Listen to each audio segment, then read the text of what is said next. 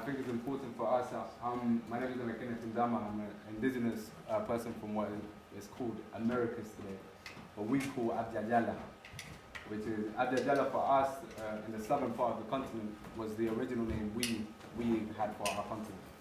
And yeah, what you were saying about Pan-Africanism in decolonising, rather than it just being about art, which is important, art and education, and it's important that it's political, because we need to take control of our resources, of our economy, of our politics, in order to have a free society where we can be free to practice our culture, our actual culture, decolonized culture.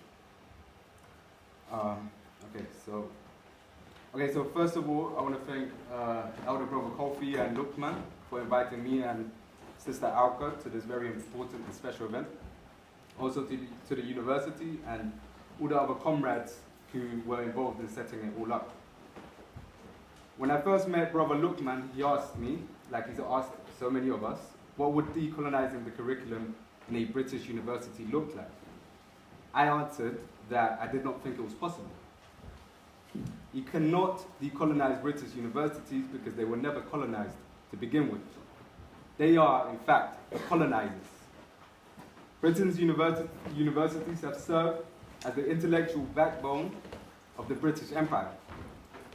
An empire that did not end in the 1960s, as I have been taught in my degree course, but an empire that continues to thrive in the 21st century.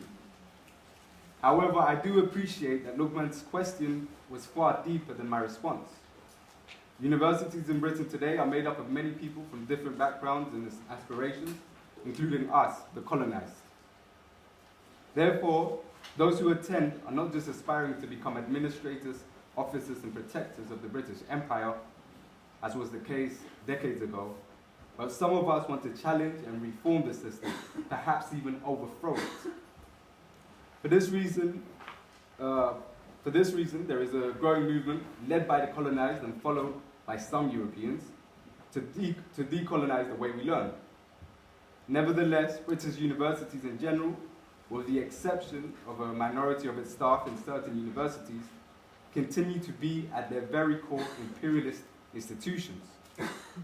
They have slightly changed the imperialist academic terms, the imperialist academic terms they use in the last few decades. They no longer call our people primitive, but they call our homeland underdeveloped.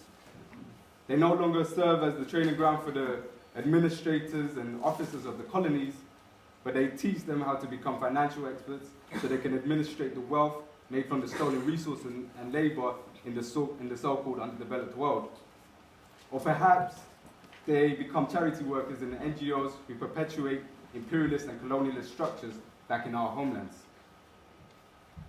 In our opinion, decolonizing British universities is not so much about attempting to change the official curriculum, though that would be welcomed if it was to happen, but mainly about creating independent spaces where we can challenge Britain's ongoing empire without fear of low grades and general backlash from our tutors and supervisors.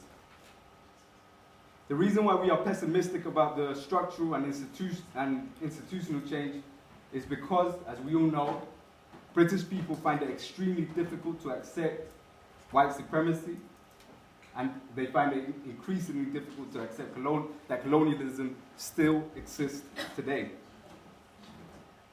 Britain's economy and all of its institutions are sustained from ongoing imperialist policies. Some may believe I exaggerate the extent to which this country thrives of colonized people's labor and resources, but please do come and approach me so we can share some resources after this event. Our humble suggestion is that, above anything else, we must develop independent courses that addresses the problem of ongoing colonialism, imperialism, and white supremacy.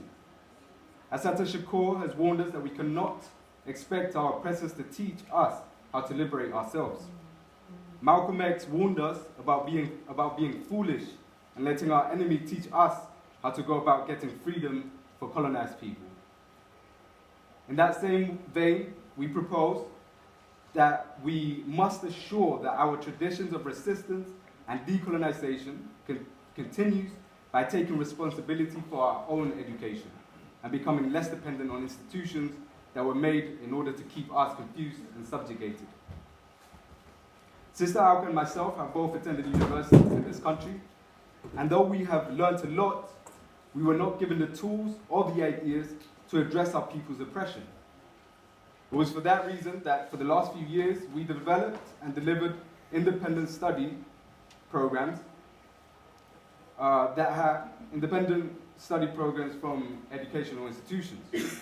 This form of independent study has not only helped us to become more critical in our understanding of our historical and political realities, but has also helped us counter the racist and imperialist narratives that we are taught elsewhere. To conclude, we are not against the attempt to change the inadequate and inaccurate curriculum that is so widespread in British universities. However, we feel that a much more realistic decolonisation program could be developed and delivered inside the university in the form of self-study groups, and also outside of the university to the wider community. We must educate ourselves, not just to better ourselves as individuals or the British education system, but most importantly, so that colonized peoples achieve political, economic, and social liberation from ongoing European colonialism. Thank you.